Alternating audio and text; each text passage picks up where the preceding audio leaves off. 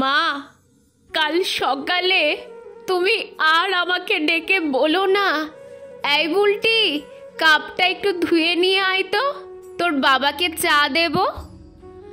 আমি কিন্তু কালকে তোমাদের মেয়ে থাকবো না মা, আমি অন্য বাড়ির বউ হয়ে যাব।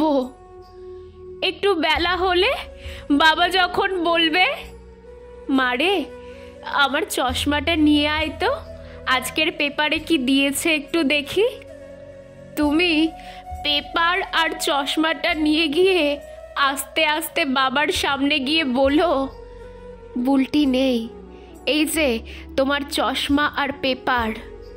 বাবা যখন অবাক হয়ে এক দৃষ্টিতে তোমার দিকে চেয়ে থাকবে, চোখের কোণে গড়িয়ে পড়া জলের ফোঁটাটা মাটিতে পড়ার আগেই তুমি আঁচল দিয়ে মুছে দিও কিন্তু মা, আর বলো, এই তো আর কদিন পরেই চলে আসবে তোমার মেয়ে, চিন্তা করো না এত।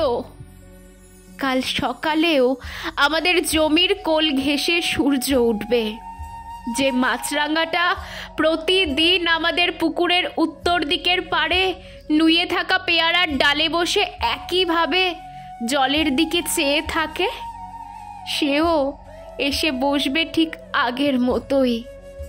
কাল সকালেও আমাদের উঠোনে মুরগির বাচ্চাগুলো একটা মরা আরশোলা নিয়ে নিজেদের মধ্যে ঝগড়া করবে, তোমরা সবাই দেখতে পাবে মা, দেখতে পাবো না শুধু আমি। দুপুরবেলায় দাদা এসে যখন বলবে, এই বুলটি আমার গোলাপি জামাটা আয়রন করেছিস, তোকে না বলে গেলাম, এর মধ্যেই ভুলে গেলি, তুমি দাদার সামনে গিয়ে বলো, আলমারি থেকে অন্য একটা জামা পরে নে বাবু, বেচারাকে মনে করিও না মা যে আমি আর তোমাদের বাড়িতে নেই।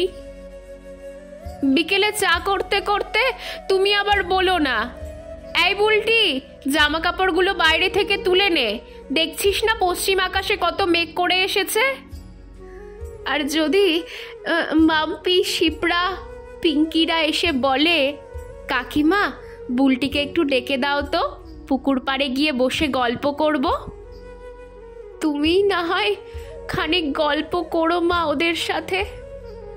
আমার যে আর কোনো দিন পুকুর পাড়ে যাওয়া হবে না, আর গেলেও কারো অনুমতি নিয়ে যেতে হবে। চোখের জল মোছো মা, দেখো দুদিন পরে সব ঠিক হয়ে যাবে। বাবা কোথায়? বাবাকে দেখে রেখো মা, খাবার পরে বাবার ওষুধগুলো মনে করে দিও প্রতিদিন, আর গরম জল করে দিও দাদাকে রোজ রাতে, ওর যে ঠান্ডা লাগার ধাত। দাদুর জামা কাপড়গুলো বের করে রোদে দিও মা।